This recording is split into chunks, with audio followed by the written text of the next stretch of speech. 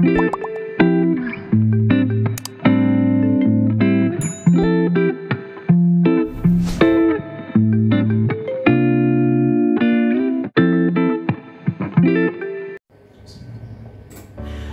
90,3 FM Pro 2 RRI Malabo. Assalamualaikum. Kayaknya boleh deh kita di tengah-tengah acara obeng ini kita assalamualaikum lagi, karena memang sekarang di tengah-tengah kita nih teman Pro 2 sudah kehadiran seorang narasumber dan kita akan ngobrol. Nih teman kita juga nih ya kan, teman terbaik kamu juga nih teman Pro 2. Sebelumnya kita kenalan dulu nih, Bang Nanda pengen kenalan dulu dengan halo beautiful people yang ada di sana. Dengan siapa di mana? Halo Bang Nanda, ini dengan Vina ya, ini baru pertama yang masuk ke segmen ini ya kayaknya. Kayaknya harus sering-sering deh nih Vina masuk ke segmen obeng obrolan jreng di Departnya malam ini gitu ya kan. Dan Vina, kamu boleh kenalin sedikit? Halo semuanya pendengar, ini saya sebelumnya tuh di sarjana psikologi yang juga sekarang berkecimpung di komunitas kesehatan mental yang pengennya nih semua orang masyarakat kenal sama kesehatan mental di kehidupan sehari-harinya gitu. Berat ini kalau ngomongin kesehatan mental, takutnya yang siaran ini juga mentalnya nggak sehat gitu ya. Kena mental. Tapi sebelumnya nih, ini kan pertanyaan yang awam ya. Ketika kita kuliah di psikolog, apakah kita bisa langsung melihat orang at the first sight, pandangan pertama gitu? Kayak the way you look at me, kamu bisa nggak menggambarkan oh Bang Nanda ini orangnya gini. Jujur? Bisa menggambarkan sebagai oh Bang Nanda ternyata pakai kacamata ya, udah gitu dong. Bukan nih. Kayak sebenarnya itu kayak apa ya? Lebih ke salahnya ya sebenarnya ya, salah pahamnya kita terhadap ilmu psikologis gitu Bang. Oke. Karena sebenarnya anak-anak masuk ke pelajaran psikologi saat kuliah psikologi itu kalau dibilang belajar kepribadian, benar belajar kepribadian. Tapi spektrum kepribadian manusia itu kan berpola dan juga sangat banyak ya, sangat rumit gitu ya, beragam. Kita nggak bisa ngelompokin manusia yang A udah pasti A, manusia B udah pasti semuanya bakal B gitu, enggak. Manusia tuh unik banget. Jadi kalau misalnya ada yang bilang karena kamu begini, kamu orangnya begini, coba tanya. Nggak bisa dong ya? Nggak bisa. Gitu ya? Itu harus tanya gurunya Mama Lauren bukan? Berarti banyak orang yang menjat kita di luar sana. Seorang psikolog aja katakanlah gitu ya kan, sarjana psikologi Pak. Sarjana psikologi aja itu belum bisa menjudge kita segimananya lah. Kamu malah menjudge kita gimana tuh guys? Nanti kita di upload di YouTube juga nanti habis itu. Jadi mungkin kadang-kadang tuh sering kok orang kayak bilang kan, Vina kuliah di psikologi ya, berarti bisa baca dong aku gimana? Iya bisa baca dong, aku orangnya gimana gitu kan? Jadi ya paling Vina bilang enggak, kami di psikologi nggak baca orang, kami baca buku kok kayak gitu kan? Dan tidak ada pelajaran baca tarot juga di situ. Harus baca garis tangan nggak ada gitu kan? Iya, kalau dibilang ada pola benar, manusia tuh ada pola. Jadi kan kalau dibilang di kriminal aja, kadang tuh di criminal profiling ya, dibuat profile untuk kriminal. Kenapa? Karena kriminal pun bergerak dalam pola. Gitu. Jadi berarti dalam segi kasus kriminal pun itu juga ada sangkut pautnya juga dengan psikolog ya, harus gitu. Berarti sekarang kepolisian juga ada yang psikolognya dong kalau gitu? Sebenarnya ada. Sebenarnya ada. Tapi kalau misalnya untuk psikologi sendiri, kita kan namanya psychology in law kalau di Indonesia. Jadi psikologi itu dibutuhkan saat memang dibutuhkan ahli gitu. Pandangan ahli dari psikologi. Jadi nggak benar-benar dilibatkan dari awal. Tapi sekarang alhamdulillah udah lumayan dilibatkan ya dalam bidang kalau psikologi itu namanya psikologi forensik. Nah, kayak gitu. Apa itu? Ini semakin menarik ya. Semakin dalam. Iya benar, ngomong aja bisa nggak apa-apa. Karena ini juga kita bagian dari masuk YouTube nanti kan. Jadi aku tuh berpikir gini loh, maksudnya akan lebih enak gitu ya, maksudnya ketika kan yang namanya polisi kan ada tuh kayak di film-film nih, kita kan taunya patokannya di film dong, kayak ada ruang interogasi. Apakah yang interogasi itu, aku dulu berpikir ini kayak interogasi, ini kayak khusus bagian kejiwaan. Aku pernah berpikir kayak gitu loh, secara tidak langsung. Iya sebenarnya dari kepolisian juga mereka kan tim penyidiknya, mereka pasti ada kapasitas di ilmu psikologi juga. Berarti nggak salah-salah amat lah dugaan aku selama ini. Karena aku juga ada nonton YouTube, itu nama channelnya nggak usah aku sebutin, itu dia ngewawancara seorang Indonesia yang dia itu psikolog juga. Aku nggak tahu dia udah tingkatan berapa. Kalau kamu gimana sih kalau di kuliah psikolog ini sebelum aku lanjutin? Ini sebenarnya agak membingungkan ya Bang ya. Iya benar. Jangankan ini ya, kita semua juga pasti pengen tahu sudah gimana gitu loh tingkatannya. Ya ini semoga para pendengar setelah ini nggak salah paham lagi. Amin. Jadi semoga. Karena sarjana psikologi itu belum berkapasitas untuk memberikan penanganan psikologis. Oke. Jadi sarjana psikologi kalau misalnya dibilang aku bisa mensembuhkan trauma loh, nggak, itu sebenarnya enggak ya, itu malpraktik ya. Karena sarjana psikologi itu memang belum punya kapasitas untuk memberikan praktik psikologi. Belum boleh sama Tapi sekali. kalau dengerin curhat udah boleh dong? Dengerin curhat secara tidak profesional boleh. Oke. Secara tidak profesional ya. Terus kalau udah sarjana psikologi, ini baru aja nih diputuskan ya undang-undangnya tahun lalu. Kalau mau jadi psikolog itu ambil profesi psikolog umum.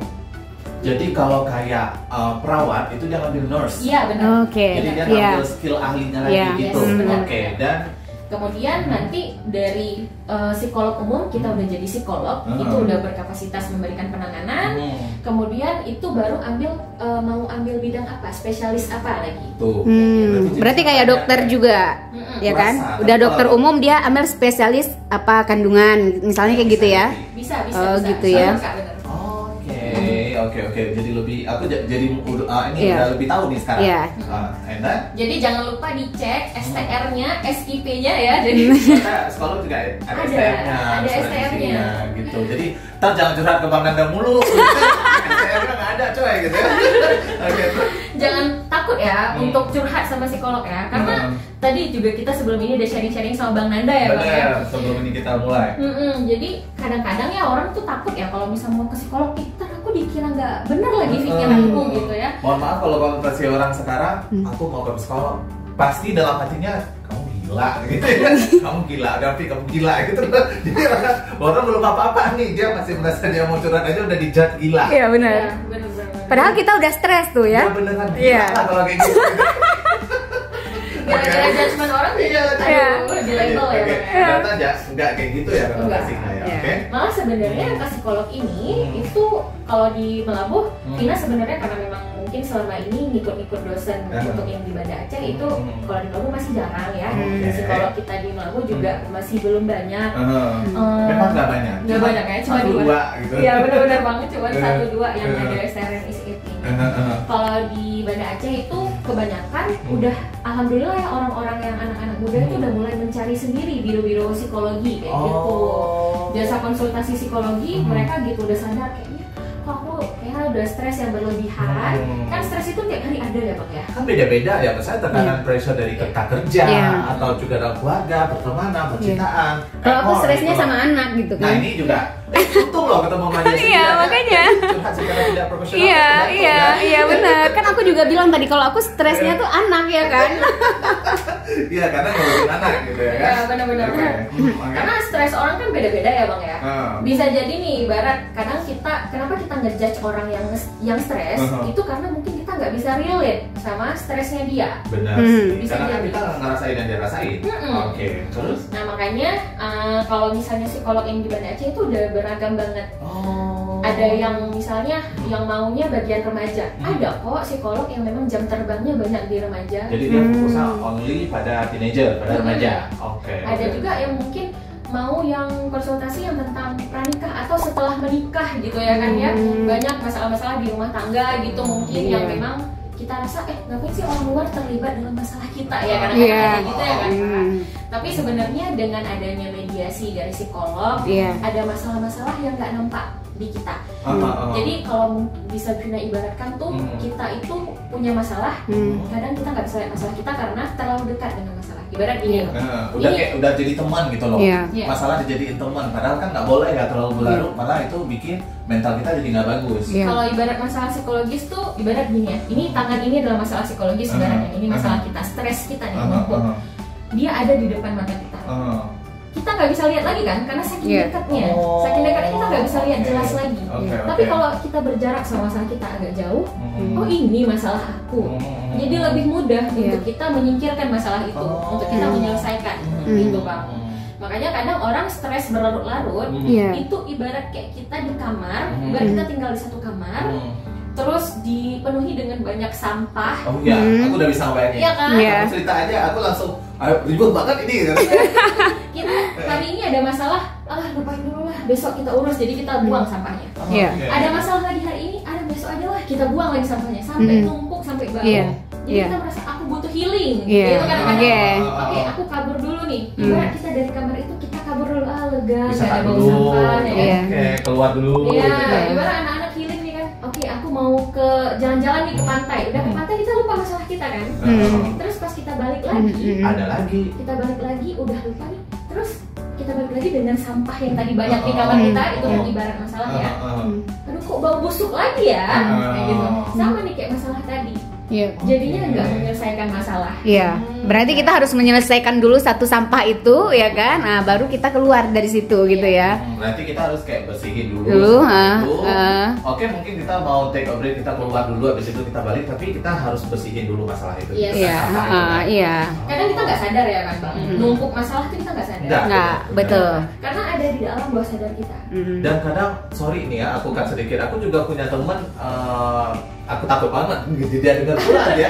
Oke, ini kan secara general aku nggak satu sih temen yang kayak gini. Maksudnya dia tuh kayak mendam masalah, dia merasa kayak I will be fine, I will be okay. Tapi akhirnya dia sendiri yang depresi, dia sendiri yang tertekan. Ada loh, itu teman-teman deket aku sendiri yang dia tuh berpikir kayak apa Pak? Habis itu aku paling nggak bisa ya, maksudnya masalah itu didiemin. Atau ada nggak bisa gitu, maksudnya coba deh ngomong aja, pasti ada solusi, tapi dia nggak kayak udah ntar juga lupa. Tapi bagi aku itu nggak akan lupa, memori manusia mau lupa sampai kapan? Nggak, apalagi masalah itu pasti berpikiran terus. Bener ya kan? Itu masalah dengan sorry to say, dengan pacaran ya, kalau nggak selesai secara baik-baik, nggak putus secara bagus-bagus, ketemu dari jalan tuh mau muntah guys, gondongnya campur, padahal belum tahu dia yang salah, bisa jadi kita yang salah, tapi karena tadi kita we don't have good communication, communicationnya nggak bagus pada saat itu, jadi kita merasa kayak ya udahlah ya, maksudnya ketemu putusnya nggak baik-baik, ketemu di jalan kita yang mau muntah gitu. Jadi masalah yang jadi bom waktu gitu. Iya, yang aku maksud jadi bom waktu. Masalah kan kita numpuk-numpuk terus ya, jadi bom waktu. Pas meledak, nah di situ kita udah nggak bisa nanganin lagi. Karena udah, maksudnya udah jadinya kita nggak bisa berdaya lagi untuk diri sendiri ya. Selalu udah meledak. Saking emosi gitu ya kan, tingkat tinggi. Jadi kita udah out of control, dan disitulah akhirnya orang melakukan hal-hal yang kita nggak masuk akal. Di luar nalar. Nah, maka dari itu nih juga sekarang kan banyak sekali yang kita dengar kriminal-kriminal di mana-mana. Itu tadi ya kan, yang membuat banyak orang yang melakukan hal-hal yang tidak dengan akal pikiran gitu ya, akibat stres tadi gitu ya. Aku percaya banget orang yang melakukan sesuatu hal yang di luar kebaikan lah katakanlah gitu, di luar logika, di luar nalas, di luar dari warasnya kita, dia itu punya masalah sebenarnya, makanya dia melakukan itu. Kalau kita tanya kenapa, pasti gitu, pasti ada masalah. Itu dia tadi yang aku bilang, aku nonton di channel YouTube, dia itu seorang Indonesia, dia itu mungkin udah psikolog tingkat tinggi gitu ya, jadi dia selalu disewa oleh kepolisian Amerika. Jadi ketika ada kasus-kasus kayak maaf gitu loh, misalnya kekerasan terhadap anak, orang tua yang akhirnya harus sorry to say harus gimain anaknya gitu kan. Jadi yang dipanggil pertama dia. Itu yang bangganya aku tuh, ada orang Indonesia loh gitu katanya. Aku tuh sampai nggak punya waktu loh katanya. Maksudnya ntar kan kantor polisi kan banyak, kayak kita di sini ada Kapolres, nanti kan ada Kapolsek, ada lagi di state tetangga, di kecamatan, di tetangga. Aku tuh sampai nggak punya waktu loh di sini, saking dia itu dibutuhkan sama pihak kepolisian di sana gitu loh. Karena ketika sudah masuk ke dia, itu mereka yang mendidik jadi gampang. Jadi oh ini ternyata masalahnya. Oke, ya udah berarti hukuman kamu ini yang harus kamu lakukan, denda dan segala macam. Jadi udah diselesaikan duluan sama si psikolog ini. Jadi dia udah curhat, dia udah jujur beneran karena dia tekanan ekonomi. Aku ingat banget itu di channel YouTube karena kemarin COVID, ya orang di luar mungkin kan imannya kan beda-beda, tingkat iman kan beda-beda gitu ya. Jadi hanya karena itu saja, cuma kita nggak bisa bilang hanya sih, mungkin bagi dia itu berat gitu ya. Ya bagi kita bisa kita bilang hanya karena itu dia akhirnya melakukan sesuatu hal terhadap anaknya. Luar biasa. Kan sedih sekali loh. Sedih, itu tragis loh ya. dalam ya. Oke. Jadi teringat juga ya tadi ada sebut kata imannya gitu ya. Karena sebenarnya iman tuh juga bagian, kan sering ya bilang jangan kaitkan psikologi apa dengan iman gitu ya. Nah, tapi sebenarnya itu juga dari resource kita, itu jadi bagian penguat kita juga loh. Ada satu penelitian yang kalau di Aceh kan dulu ada tsunami yang memang berat ya. Iya. Itu bencana yang biggest disaster iya. ever gitu tahun 2004 ya kan, yang sampai hari ini masih menjadi luka kita lah. Benar. Ya, Dan banyak tuh orang yang masih trauma dengan itu. Iya, benar. Jadi setelah tsunami itu ada juga terjadi tsunami beberapa daerah di Indonesia kan, gempa di Jogja ya mungkin. Jadi saat gempa di Jogja tuh ada penelitian yang di sana setelah gempa korban-korban penyintasnya itu ada yang mengalami gejala ingin bunuh diri kayak gitu. Terus ada juga kejadian bunuh diri setelah pada penyintas setelah gempa itu ada. Tapi di Aceh itu nggak ada. Tapi banyaknya orang gila. Iya. Kalau di Aceh ya. Sama stres aja. Stres. Tapi orang gila juga nggak begitu banyak kan. Iya, maksudnya pas setelah tsunami. Iya. Banyak banget nggak sih itu ya itu gejalanya karena kehilangan semua mungkin ya. Dulu aku ada bingung ya, maksudnya kan aku juga korban tsunami. Kita kan korban tsunami. Iya. Aku kamu lahirnya 97 udah. Oh udah, oke, udah merasain gitu ya. Merasain. Aku juga waktu itu aku bingung loh, maksudnya ini kejadian besar, aku kehilangan anggota keluarga tuh pada saat itu gitu kan. Kok aku harus ngobrol-ngobrol sih? Aku pada saat itu aku nggak ngerti, ternyata aku ngobrol sama psikolog, sama NGO, LSM yang memang datang khusus. Aku nggak bisa sebutin partai-partai apa gitu kan pada saat itu. Bukan partai sih ya, organisasi gitu kan. Yang mereka tuh ternyata ada ruang untuk konseling. Jadi kita anak-anak ditanya sampai dulu waktu aku mau masuk ke tingkatan sekolah lebih tinggi, senior sekolah SMA itu mau masuk itu dites. Aku dulu tuh nggak pernah ada kayak gini, kata ayah aku gitu loh, nggak pernah loh ada kayak gini. Oh mungkin karena kita tuh tsunami, jadi mereka mau lihat apakah kita bisa benar-benar bisa sekolah dengan bagus di sini, atau kita ada trouble dan kita harus diselesaikan apa sampai gitu loh. Dulu kan aku mikirnya nggak sampai segitu, karena kita kan dulu wawasannya kan nggak yang kayak sekarang. Kita punya teman Vina sekarang yang bisa kasih kita cerita tentang itu gitu. Dulu kan masih belum familiar ya bang, dengan kesehatan mental tuh memang nggak familiar gitu ya. Tapi itulah uniknya memang saat ini saat dilakukan penelitian, ternyata kenapa orang tuh bisa bertahan ya dengan situasi bencana yang luar biasa saat itu. Kenapa bisa penyintasnya tuh bertahan? Ya karena tadi kita punya budaya Islam yang udah membudaya ya kan di Aceh. Jadi membuat kita merasa oh musibah itu dari Allah datangnya, musibah itu dari Tuhan.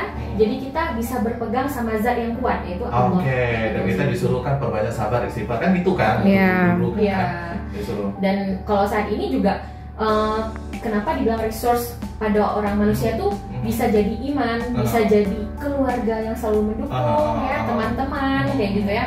Karena dengan begitu kita jadi gampang untuk bangkit kembali saat jatuh kayak gitu. Jadi namanya tuh kalau pada hal-hal yang kayak gini namanya resiliensi. Resiliensi itu daya lenting ya, daya lenting. Kalau kita ibaratkan tuh kayak trampolin bang. Kalau kita jatuh, sejauh mana kita bisa bounce back ya. Bisa mantul lagi gitu ya. Elastis apa kita bisa dibantulkan kembali ke atas gitu, dibangkit. Sampai ke situ ternyata. Iya, makanya daya lenting itu, elastisitas daya lenting tadi itu harus terus berlatih dengan cara kayak tadi kayak gitu kan, dengan ada pegangannya, entah itu keluarga yang mendukung kita, kita mencari teman-teman yang bisa kita percaya untuk kita sharing. Atau kita lari ke Tuhan. Itu juga. Tapi yang pertama pasti larinya ke Tuhan, ya kan? Terutama kita kan orang Aceh kan Kak. Alhamdulillah di sini budayanya banyak. Tapi tetap loh, maksudnya kan berdampingan ya, maksudnya kita curhat ke Tuhan dalam sholat, dalam doa. Kita cari sosok orang yang sudah terpelajar, ibaratnya kayak psikolog atau apa. Untuk untuk menyelesaikan masalah kita juga itu akan lebih bagus ya. Misalnya usaha dan doa itu kan harus selalu berdampingan gitu ya. Iya benar. It was hampir 20 menit loh. Cuma ngomong gitu doang 20 menit. Maksudnya aku belum masuk sebenarnya ke tahapannya, cuma kayak kita next time kita harus ketemu lagi nih. Karena aku tahu kalau kita take sekarang semuanya kayak nggak akan bagus ya, maksudnya. Dengan jarak waktu, keadaan, terus juga teman berdua juga nanti akhirnya terlalu berat untuk menerima apa sih namanya ini? Ini cerita-cerita gitu ya. Seneng banget ya dikasih wadah untuk bisa mengenalkan psikologi yang benarnya itu gimana sih teman-teman gitu ya. Benar. Oke, kamu punya kesimpulan nggak terakhir untuk teman-teman berdua? Ada pesan mungkin selain kesimpulan atau apa, silakan yang kamu mau sampaikan. kayak mungkin lebih kepada teman-teman pendengar di sini, kalau memang merasa ada masalah, ada yang dirasa tuh udah menekan banget gitu ya, jangan takut untuk share. Jangan takut untuk share. Share-nya kemana? Jangan salah-salah share ya. Karena share ke profesional itu bukan berarti kamu punya masalah yang udah membuat kamu, aku berarti udah sakit ya. Enggak kok. Semua kita ini baik fisik maupun psikis kita butuh perawatan. Ya kalau misalnya masih luka gores mungkin bisa kita obatin di rumah. Sendiri. Iya, bisa kita obatin sendiri pakai Hansaplast. Tapi kalau udah luka jahit pasti harus ke dokter, dijahit sama dokter kan. Sama kok kayak psikologis. Make sense ya. Kalau lagi cuman kayak aduh stres nih, oke, mungkin bisa dengan dengerin musik atau mungkin dengan ya melakukan hal-hal yang rileks, jadi membuat kita lebih nggak tertekan. Tapi kalau udah masalahnya berat, luka psikologisnya berat, pastinya kamu harus cari profesional ya, ke psikolog. Luar biasa ya. Dari satu ruangan. Guys, nanti kita juga tayangkan di YouTube kita ya, di channel YouTube-nya Haris Nanda Lubis. Jadi jangan lupa ntar untuk kalian yang mau lihat keadaan kita pada saat kita tapping ini, kalian bisa langsung ke sana ke channel. Kamu nanti subscribe dong, jangan lupa. Oke, siap. Nanti kita akan next, insya Allah. Kalaupun kita nggak bisa menghadirkan Vina di sini, insya Allah kita bisa by phone. Kalau misalnya ada sesuatu dari pendengar yang kira-kira, aku pengen dong, misalnya pengen tanya langsung sama Vina gitu, sama Kak Vina gitu loh. Jadi nanti kita akan fasilitasi gitu ya, kita akan kumpulkan pertanyaannya, kita akan kirim ke Vina dan nanti Vina akan jawab baik itu lewat voice note atau lewat telepon. Mau nggak? Oke, boleh. Oh, mau banget. Oke, benar banyak banget aku mau tanya kayak pengalaman kamu selama ini dan segala macam. Kayaknya waktunya nggak cukup. Iya kan, waktu 21 menit ini benar-benar nggak cukup. Semoga lain waktu kamu mau mampir lagi kemari ya. Iya, pastinya. Waktu sudah tidak sibuk dan segala macamnya. Baik guys, thank you banget untuk program Jaga Malam di Obeng Obrolan Jeleng. Judul kita tentang apa nih? Mengenalkan psikolog. Bagusnya. Iya, boleh lah ya. Pengenalan psikologi ya di ranah masyarakat kali ya. Oke, atau juga kayak jangan menganggap hal tabu gitu loh, curhat ke psikolog gitu ya. Oke lah kalau gitu, sampai ketemu di lain waktu. Bila taufiq wal hidayah. Wassalamualaikum warahmatullahi wabarakatuh.